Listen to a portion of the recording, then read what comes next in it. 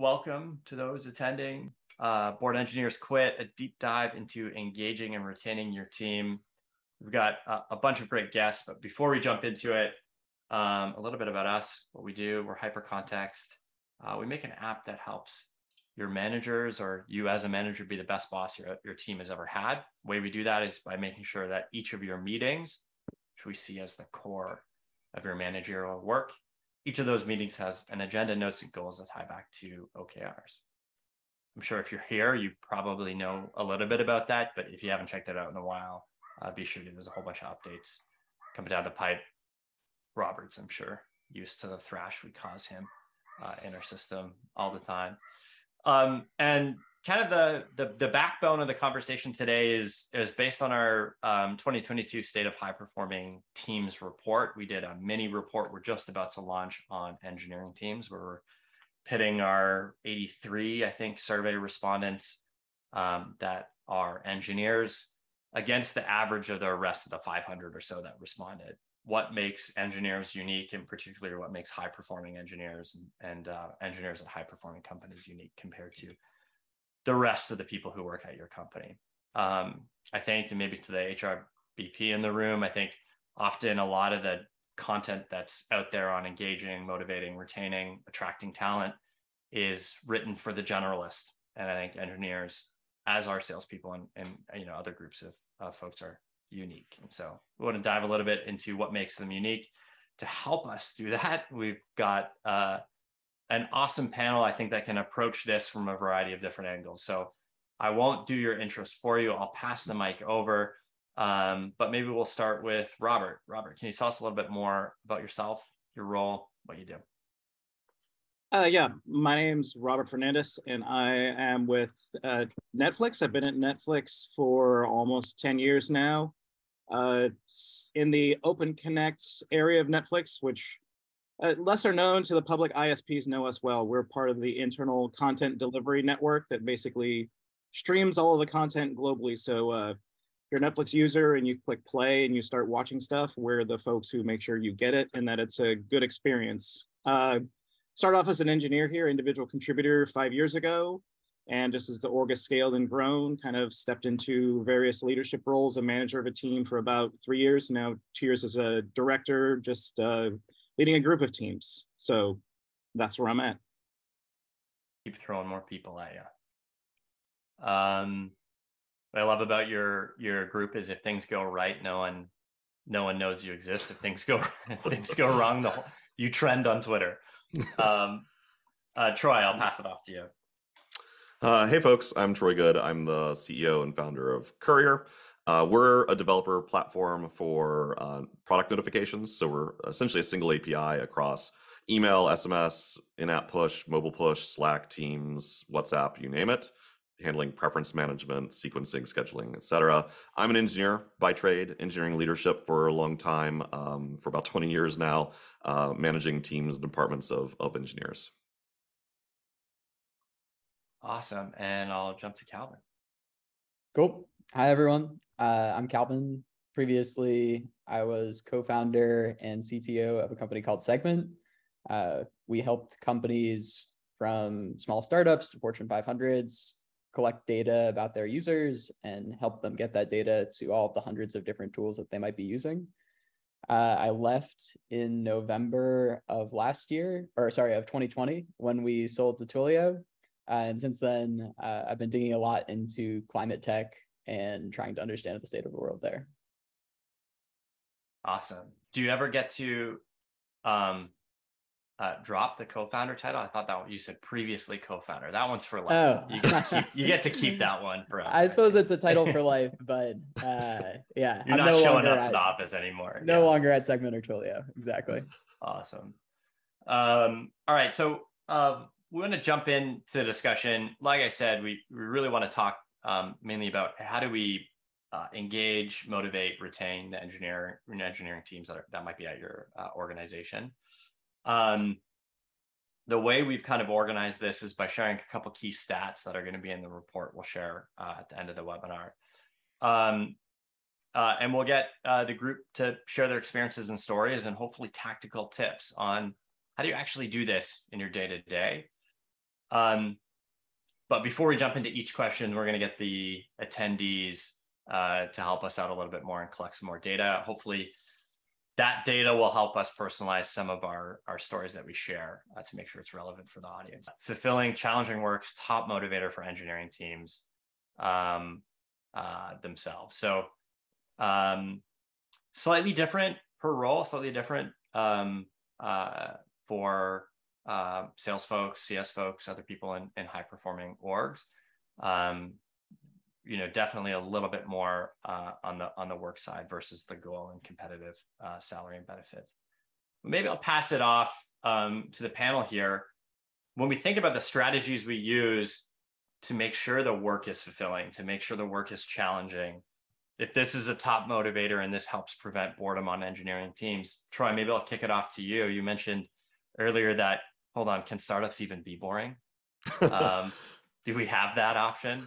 But I would love to know what strategies you can deploy at a company like yours to keep teams engaged.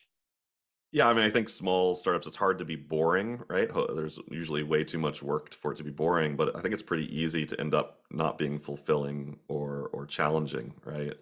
And I think the fulfilling part in particular for engineering folks, it really helps to be able to tie what they're building directly to the value that's being produced for the business. And sometimes that's really clear, right? If I'm working on a feature that some big customer needs, like that's obvious.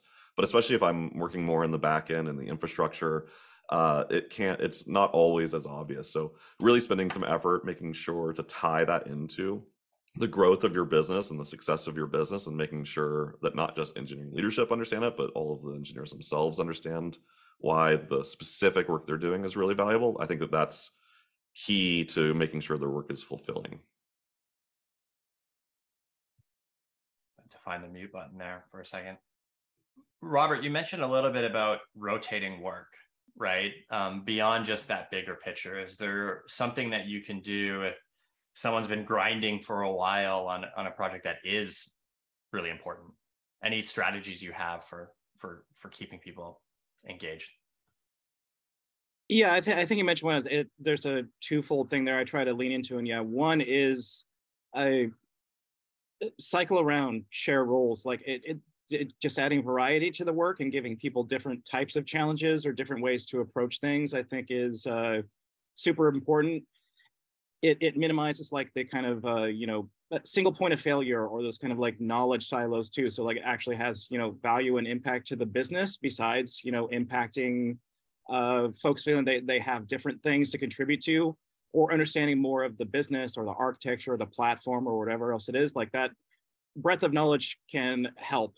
I think also very much understanding the team and the folks that you work with at like all levels is like super critical. I mean, some folks, hey, they want to go in and dig through tech debt, and like they see redline PRs and stuff getting deleted, and that's like their favorite thing, and that is like super satisfying for their day. And other people are like, I want the most ambiguous, complex, give me the thing that like no one else has solved before, and I want to go figure that out. And that just shudders other people, and they're like, please give me something where I know I can execute and do well, and I just want to deliver. So I think it's the figuring out people's mindsets and where they both want to grow into and where they thrive. Trying to meet in the middle there as much as possible can help a lot. I'll press a little deeper on one of those things you mentioned there. I think that's great if you know that about your team, about your people. If you're maybe new to a team or a new manager just promoted in, or you've got a whole team that was just thrown under you, or maybe you're an HR business partner and you're trying to coach some of these managers, how do you learn that about your team? How do you go to a group of engineers and figure out who's that person who wants to really deliver versus learn?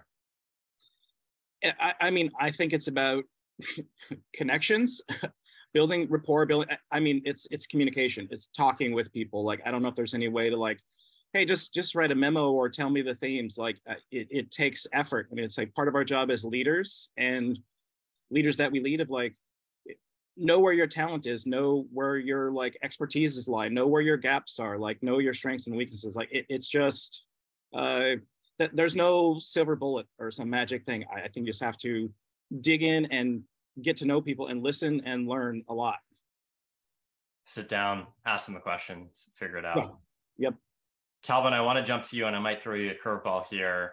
I'll make an assumption, but I imagine going from, a small, tiny startup to a relatively big startup to being acquired into arguably a huge startup. I don't know if they consider themselves a startup, but they certainly grow like one. Yep. At Twilio, I imagine that transition in identity and fulfillment and what we're all here to do. Was there anyone on your team that felt like when the acquisition happened that was the goal? Was there a goal or an end state at that point in time where it's like, hey, we did what we wanted to do. We started something from scratch. We built it into a big successful company, and yes, success. Is there anything about that like after acquisition experience that taught you anything about re-engaging, remotivating, or holding that, fulfillment to the fire a bit? I think so. I mean, frankly, I don't think I'm the best person to speak to this since I wasn't there post-acquisition. I think for a lot of the folks who were at Segment and Twilio, in some cases, it felt like the end of a chapter. Some of them were explicitly looking for that like very young, very ambiguous startup experience. And signing up for a company of even a few hundred people is pretty different than signing up for a public company of thousands. Yeah. And so I think the folks who wanted that pursued that, and a number of them have left. But then there are a bunch of other folks who I think have taken that opportunity to use like a bigger platform as a springboard, basically, where a number of them have said like, oh, I want to learn how to manage at scale. I want to learn what it's like to plan at a public company. I want to figure out how to work with a bunch of different teams. And a number of those people have gone on to have major success, gotten promoted several times, that kind of thing. Awesome. So we found that those who knew their goals were 2 times more likely to strongly agree that they were productive at work. And that's actually pretty consistent across every function. Those who know their goals intimately at work feel incredibly productive, and those who don't kind of feel wishy-washy sometimes. Calvin, I'll pass to you. Like you mentioned a little bit, like the times where it worked best, setting goals and expectations as you went from that small company to that, big company. How did you set goals in a way that made everyone feel like it was clear? Yeah. I mean, I'm a huge goals guy. I just love the idea of companies tackling them, probably because for a long time in Segment's history, we just straight up didn't have goals. And frankly, I think that was really harmful to our progress. We kind of stalled out for about a year. But in general, going back to Troy's point, I think one of the most impactful things you can do for a team is tie to company level goals and explain why their work matters. And we had a bunch of examples of this at Segment. Like, I think my favorite one was when we were doing this cost reduction effort. And to kind of set the scene, we were going to raise money for our Series D in kind of January, February. I want to say it was 2019, a few years ago. And as we were doing this, we got feedback from our board where they were saying, hey, the business really looks great, except for your gross margin, which is all of the cost of our servers, and then some of the teams who are running customer success. They said, okay, that cost is really a black eye on the business. It's way too low from where it should be for a best-in-class SaaS business. And so I remember my co-founder, Peter, who's the CEO, and our CFO, Sandy, went to each one of our infra teams, and they gave this talk that they called the value of $1. And basically each percentage point that we could save in terms of gross margin, going from something like, I want to say like 45 or 50% up to 70%, that translated to tens of millions of dollars in terms of valuation of the business. And so everyone's stock who was a part of this and everyone who owned equity in the company, suddenly the company got way more valuable. And I remember Albert and Travis, who were our infra leaders at the time, they basically set up this giant tracking spreadsheet of all of the different pieces of infrastructure between different teams. And each team was responsible for bringing candidates that they could cut and assessing how much money they think they could save, whether it was $5,000 a month, $10,000 a month, $20,000 a month. And each week we'd report on progress. And we'd have even like a daily dashboard indicating where our costs were going that our VP of engineering, Tito, would look at. And if there was ever a problem, he'd like email the entire eng team and say, what's going on here? We managed to increase our gross margin by about 10 percentage points that quarter, which was nuts. Like, I don't think our board told us that they'd never seen a company do that. And I think the big takeaway there for me was, one, like cost reduction work itself wouldn't strike me as the most interesting thing. It seems like kind of boring work, and frankly, it probably should have been boring. But the thing that really made it exciting was the fact that it was a top company level objective, and there was a clear finish line for it. Like, either we would cut like $150,000 of spend per month on infrastructure, or we wouldn't. And each week we were able to measure our progress really tangibly. And I think those are the things that ultimately make a team feel like they're executing towards this goal. And the more you can share those, whether it's in weekly demos or all hands or whatever forum, I think that's what highlights its importance. Yeah, I love what you said, make the intangible tangible. And maybe to just get further clarity on it, how did you communicate it? Was it the all hands, you had the presentations and slides going? Where did it show up in day-to-day work? Yeah. So we were big fans of the OKR framework at Segment, where basically we'd run OKRs on kind of 2 cycles. There were annual goals, which usually consisted of a revenue goal, like, hey, we want to grow from 40 to 80 million this year, or 80 to 150, something like that. And then a bunch of other goals around how we wanted to appear in the market, number of customers. And then we'd also run quarterly planning sessions where we had these quarterly goals. And I think the key is not having too many of them. Like, for us, reducing the cost of the infrastructure was one of our top quarterly goals. So it was something that got shared basically at every all hands. We'd say, here's how much progress we've made. Here's how much is left to go. And then internally, there was a weekly meeting between all the engineering teams where each one would send basically a delegate or a leader or someone who would say, hey, here's how much progress we made. And the agreement was you could stop going to the meeting once your team had met your cost goals. So until that point, you were just locked in to continue being on plan to reduce the cost. You had to care. You had to care. Yeah. Awesome. We love OKRs too. Nicole just shared, we have the largest library of goal and OKR examples on our website. If folks need some inspiration, maybe we'll even take that cost reduction one from you, Calvin. Robert, you can imagine if, the co-founder of your company goes up on stage and webinar somewhere and says, hey, we got to cut costs. How do you transition that from this big OKR that probably is getting media attention down to like a, to-do list? How do you action that in a way that gets it done so you can get out of those meetings? Yeah, that's an excellent question. I would say, again, the way we do it, actually, slight side note, I think this is more and more difficult to do, like the larger the organization, the larger the scale of, like, when you're a smaller group, it's easy to talk about the whole mission and what the goals and set those so they, trickle down pretty effectively. But, the larger the org, the broader it is, it can be a super big challenge. I would say the example of the way that we've done it for Open Connect is we've had a very clear business goal for, I want to say 5 or 6 years now. And it sounds rudimentary, but it's how much does it cost per megabit of content that we stream to a given client or a given user? And like, what is that based on the, cost of a membership or our average subscriber price? And it's our goal in Open Connect to like be more efficient and like, drill that down. Now that we're more than just a, technology company, it's a little easier to tell that story of like, hey, the less we spend on infrastructure and what it actually costs to deliver all of the technology, the more we can spend on making more content and telling more stories and giving more, the reason folks come is for the stories and the connections. The technology is meant, like I said, to kind of operate. It's meant to be a light switch. It needs to, flip, but it needs to just work. But we can then take that from, hey, it's in our overall CDN, driving costs down megabit per second. It's then, what does that translate to per team or per subgroup? And from like, our engineering group that does a lot of cloud services and things, it's like, yeah, what are our cloud costs that contribute to overhead there? And or what are, individual engineering cycles are spent on build times, deployment times,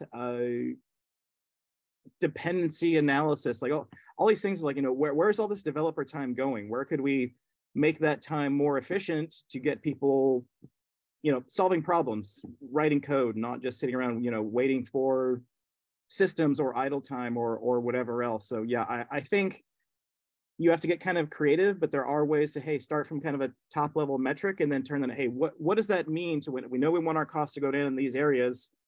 How can we contribute to that? Like you said, there's the overarching goal that gives you that feeling of like you're a part of something, and then there's that like momentum and feeling of completeness when you check it off your to-do list as you go through your day. Exactly. Troy, you mentioned in the past that there's ways this can go wrong. I don't know if that's too long ago in the past for us to remember, if you have another story, but can this go wrong in any way? Yeah, it can. I think you have to be careful. There's the old adage of you get what you measure, right? But you may not always kind of really be getting what you're hoping that you're getting. And so I remember once upon a time at a company called Eloqua, we had a bug backlog that had grown a little bit unwieldy. And I think this is a problem that most engineering teams are familiar with. And I remember that it had gotten to a point where the executive team kind of stepped in and set essentially a bug bounty and put the bonuses for engineering leadership and the engineers on the line for a specific bug reduction kind of threshold. Hey, our goal is to reduce it to a certain number, and then there was like incentives for beating that number and all sorts of things. So clear goals, clear expectations. But then that meant that a few kind of things happened that weren't ideal. One is that became like the core focus above and beyond things that maybe were higher priority, because it's like, oh, okay, well, here's like this like high score that I'm now shooting for, that like also I don't really think most engineers are really kind of coin operated. Like they're not really thinking about bonuses and stuff as much as other teams, but I think that they are often competitive. And if you've got like this number that they can chase, that is a thing that they will do, even if it's potentially detrimental. So that was an impact. You also will see kind of gaming of things. So like the very first thing that the team did is go through and like close out all of the like garbage bugs that were no longer valid because they were from years ago, and like that feature doesn't exist anymore. We rebuilt it. Started kicking back a lot of bugs to QA to retest. Hey, insufficient. I can't reproduce. Like, please do this again. And so I don't think it ultimately created kind of the outcome that the business was hoping for. Created a lot of closed tickets, but maybe It not. did do that. Yes. Maybe not a lot of bug-free experiences. Yeah, can I give a quick add on there? Yeah. I think there's a super good point and nugget I'd love to just keep rolling with. Is what you measure is important. Like, I'm probably going to date myself a little, but there was a time where like a number of lines of code written was a measurement of success, and like that was not necessarily the best thing to measure. And again, if you're measuring like, well, how many bugs are closed, where it's like, well, maybe that's a good thing to resolve, but it's like, well, why do you have that many bugs in the first place? Like, maybe it's like, the number of bugs opened should go down, as opposed to like, how many bugs are we going to knock out, for code quality? Or is that like a sign of you're not building the right level of complexity in your system and it's too brittle or whatever else? So like those things can be good indicators, but you got to be careful of like, oh yeah, let's measure this because we can see a number go up or a number go down. You want to measure the right things. Yeah, I don't know how many of you have heard of this concept called Goodhart's Law, but his general idea is that if you have a measurement that you're following, you will tend to just optimize for that measurement in an organization. And so I think, again, that's where tying to business outcomes really is important. Like, we've even screwed that up there in terms of tying to business outcomes, but the closer you can get to things like revenue or speed or cost reduction, I think the better you end up. It's an interesting experience if, going through those and trying to come up with the different nuances and debating the different nuances and the goals and how people can game them and what success is really going to look like if you play it forward, 3 months or 12 months. And you start debating. I've been in rooms before where you start debating, like, is this the right noun or is this the right verb, right? On the OKR, are people really going to understand what we want them to understand?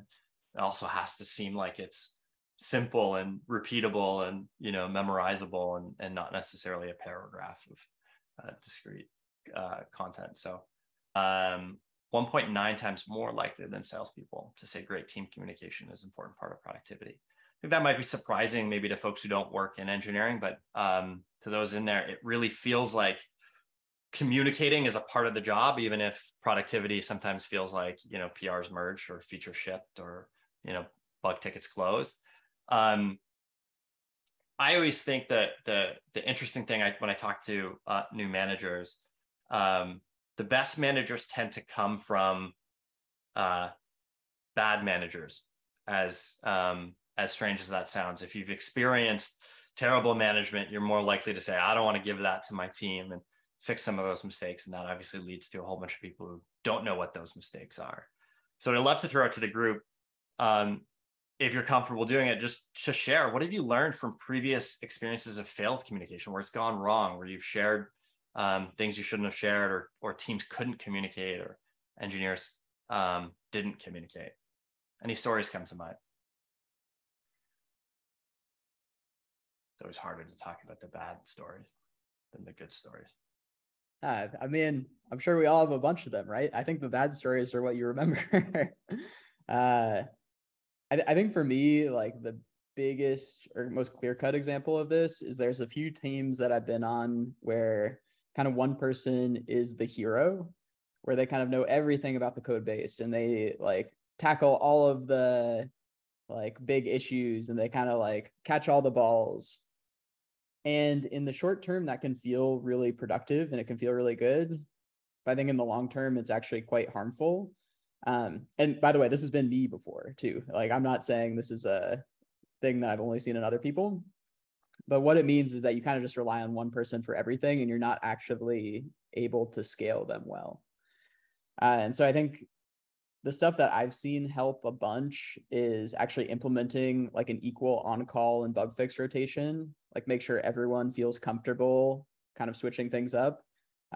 Sometimes we did like a tiered effort where kind of the first tier are the people who are new, and then if they want to, they can escalate to the people who already know the systems well. We do architecture sessions where each week a new member of the team would have to come up and kind of like give their understanding of the architecture, and then other people would fill in the gaps and critique it. It was kind of like a very low stakes way to make sure that everyone was spreading knowledge. And I think probably the other number one thing that we did is eliminating this culture of just read the code. Like, I think sometimes that's easy for engineers to say, but when you have a large code base, it can actually be quite difficult to navigate, and having a little bit of documentation can go a long ways. Documentation outside of the code? I feel like that's sacrilegious. Any other stories jump to mind, Troy? Yeah. I would add one that I would say we went through relatively recently, and we've got still plenty of challenges, but maybe one that's now a little bit in the rearview mirror is for early stage startups. Like, as you are scaling, let's say from 10 engineers to 20 engineers, somewhere in that range is when for us and for most startups, I think you start to split into different engineering teams. And I think that transition is often like really a challenge, because what happens is it'll like the team communication will end up breaking down pretty hard just before that. And that's one of the reasons you split it apart. One of the reasons that happens is because kind of prior to that, the team is more fungible and they end up working on a lot of different things, and there's like lack of ownership of anything in particular. And so that creates chaos and confusion.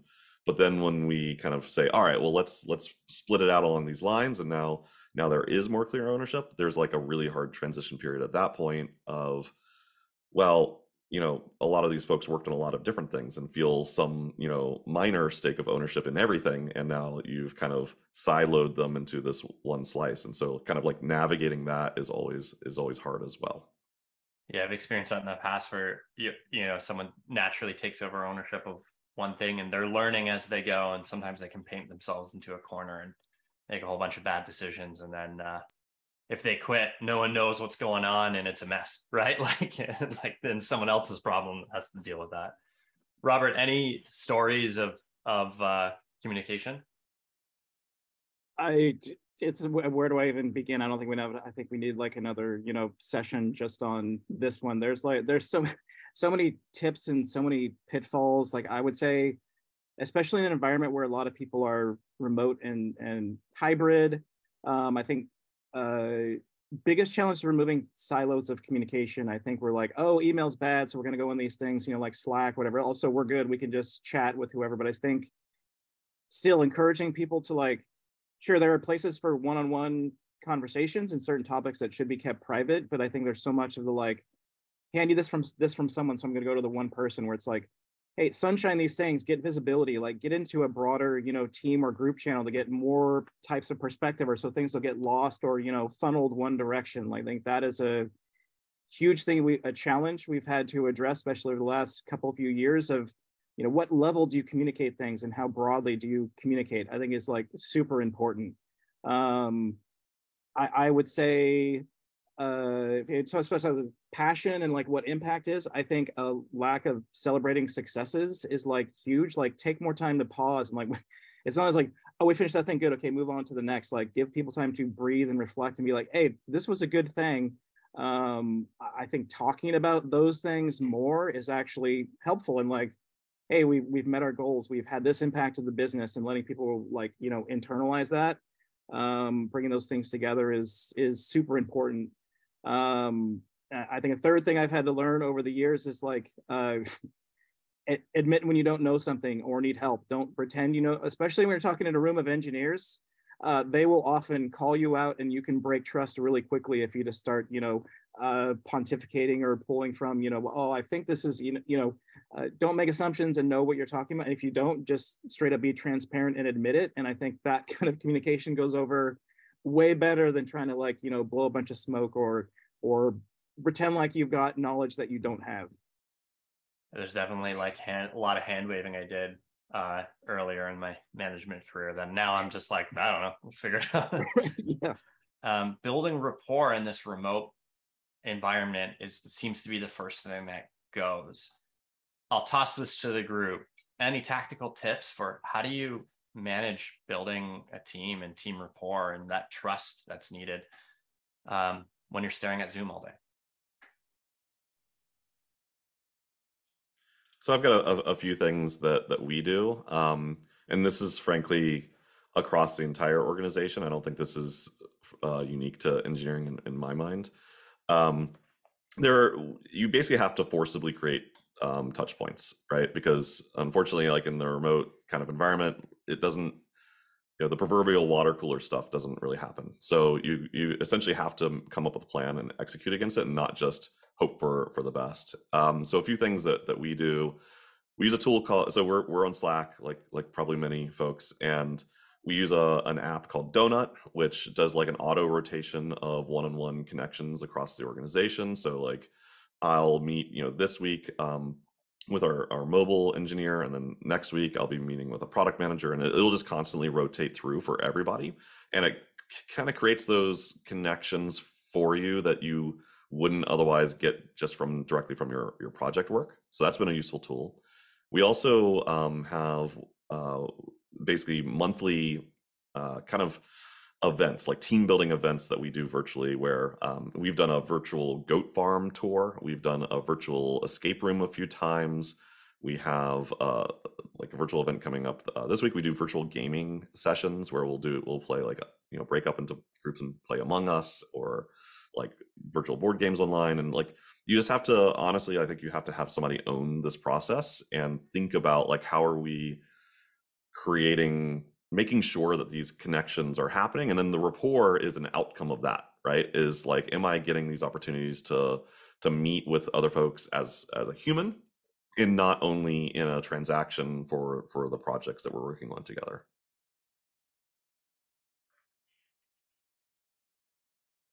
Robert, I see head nod, so I'll toss it to you. Yeah, I think so many good things said there.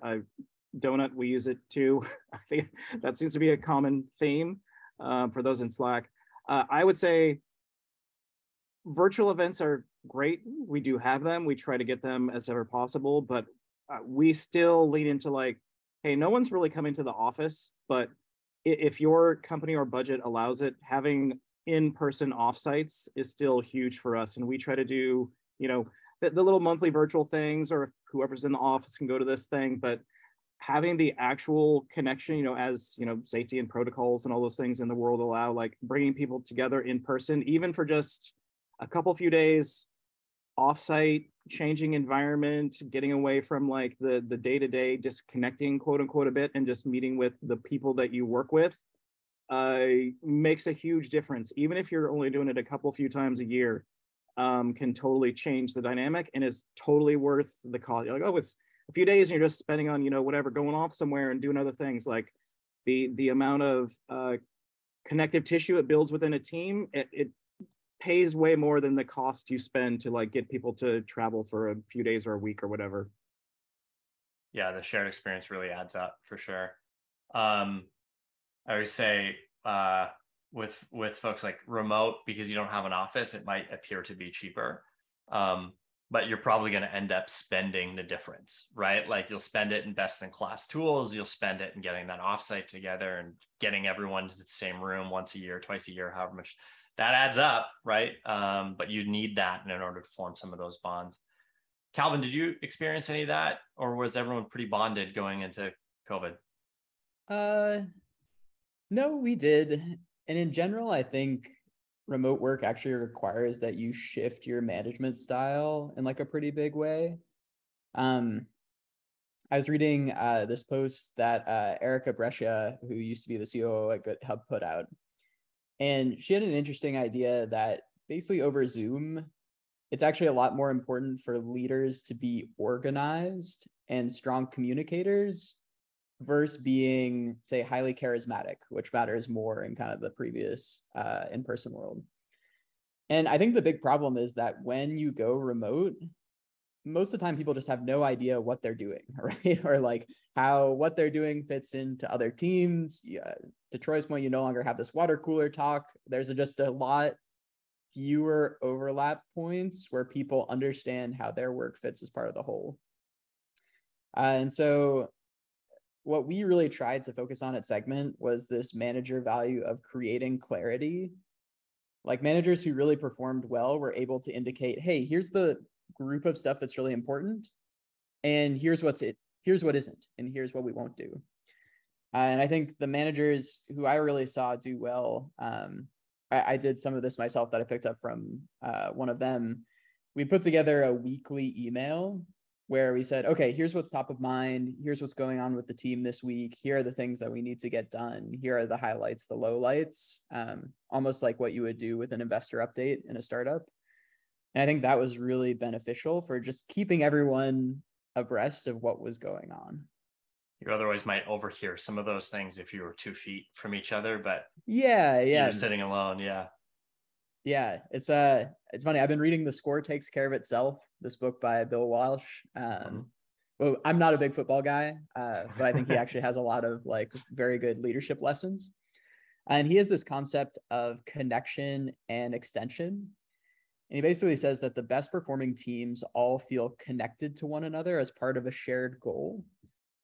And each individual feels like they are just some extension of a team. And so it doesn't matter whether you're answering the phones at the San Francisco 49ers or the quarterback or like the person who's doing the laundry for the uniforms.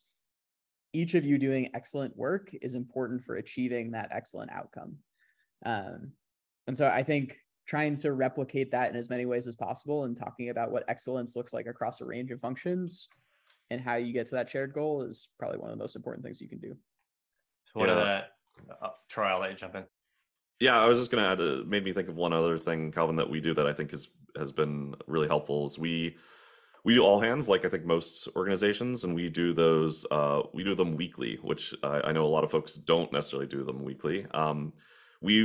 We're constantly iterating on the format and asking for feedback for the format, because it's kind of tough to dial in the content transparency level versus the celebrating wins level and figuring out exactly what should be in there. But I think that is one opportunity to, while it's still I agree with Robert, get folks together once a quarter or a few times a year in person You obviously can't do that every week. That's not realistic for budget and for just schedule purposes, but you can get everybody on a Zoom. They can see each other's faces. They can hear kind of the same thing being said about the goals and successes and challenges of the company. And I think that really helps pull folks together.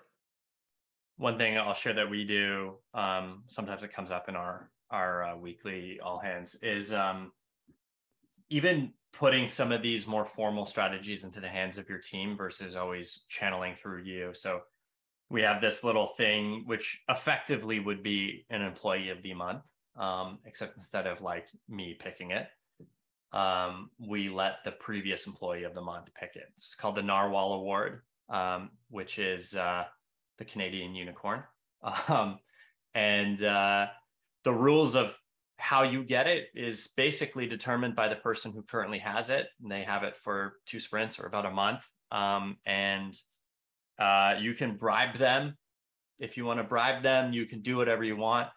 But once, that's been handed off to the new person, one thing that's really fun about it is not only is that like a really good way to recognize someone for their work, get someone else off, like on camera with a mic on, talking, who maybe wouldn't otherwise talk.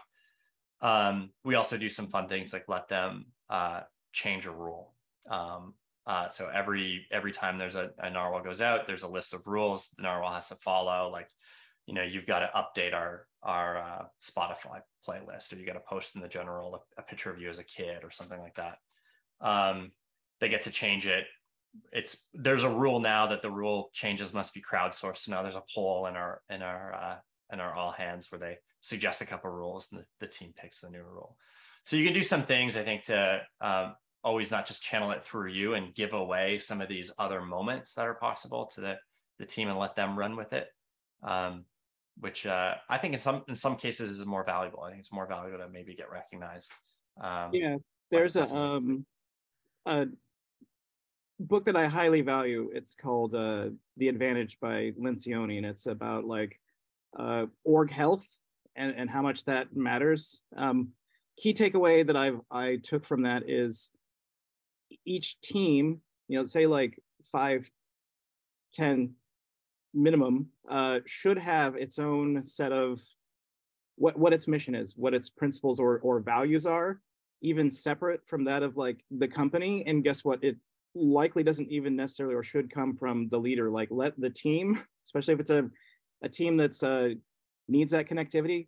Hey, what are the values you think they're important to express on this team for like success? And like everyone kind of has buy-in, everyone has accountability, and like the couple of teams I lead have each done that, and they put it at the top of their Slack channel as their subject of like, hey, these are our team values. Whenever it's always present, and it's something they are now, involved with and committed of, hey, this is what we want our team to be about and what we want to express. I think can bring some of that to a team also in its identity.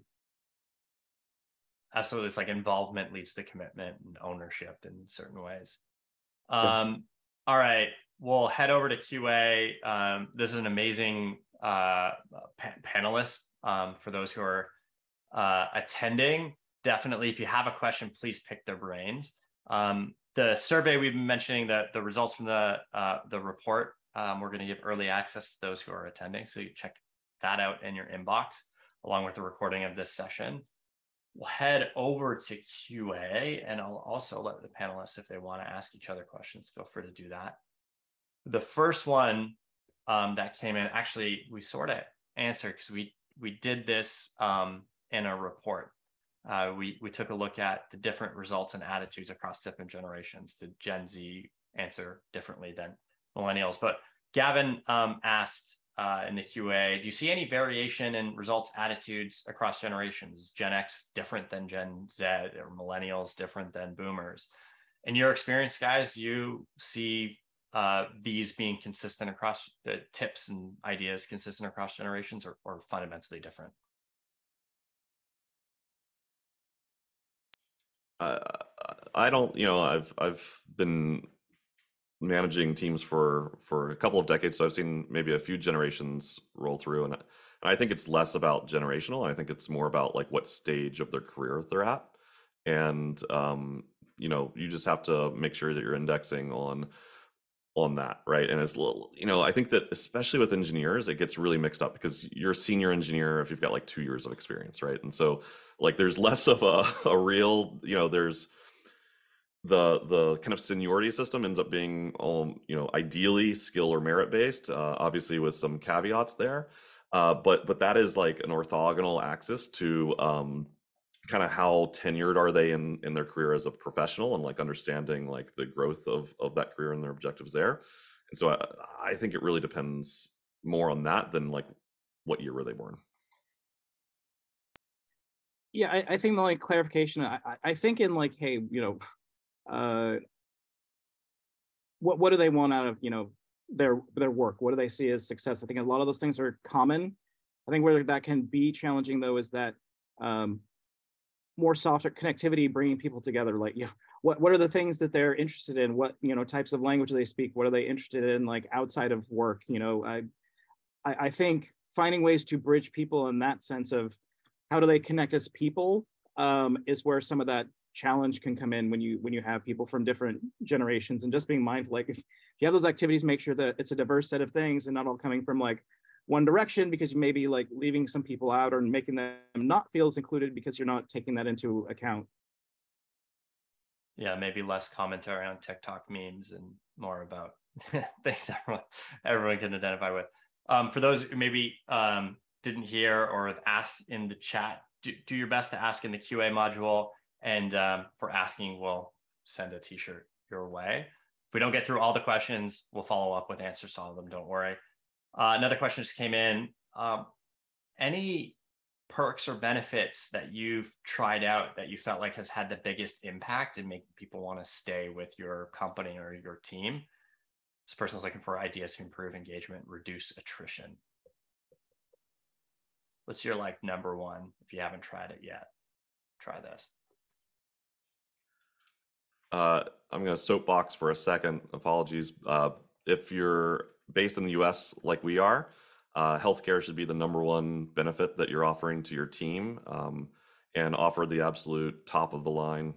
There's frankly, soapbox part is I think this shouldn't be the responsibility of the business, but unfortunately the nature of our system is that it is, and you should take that responsibility really seriously. So I wouldn't do any other perks until you're offering top-notch healthcare across health, mental, vision, etc. It's funny, as the resident Canadian on the panel, never even thought of that. Never even thought that would be considered a perk. Thank you for bringing it up. Anyone else have any key ones? I mean, the key ones for me that I think like really genuinely do affect retention is have great managers. Like if you're the manager on here, then number one responsibility is be the best boss this person's ever had. That's going to be hard to do, but 70% of their engagement score is down to you. So whether you do Ice Cream Fridays or the world's best town hall, if their manager sucks, like that's pretty rough. The other thing is, and this is what we've done some webinars with Donut and Bonusly. If you've heard Donut a couple times, if you ever get an email from us that says the word Donut in it, it's probably a webinar. So maybe you want to attend that one. Is having a best friend at work, right? And so sometimes when you are recruiting, getting them to recruit their friends that are also high quality, they've experienced from other workplaces, can also bring in some rapport. Okay, anonymous attendee asks, most engineers tend to be more shy, reserved. How do you get honest answers from them when you ask them what to improve and how to keep them happy?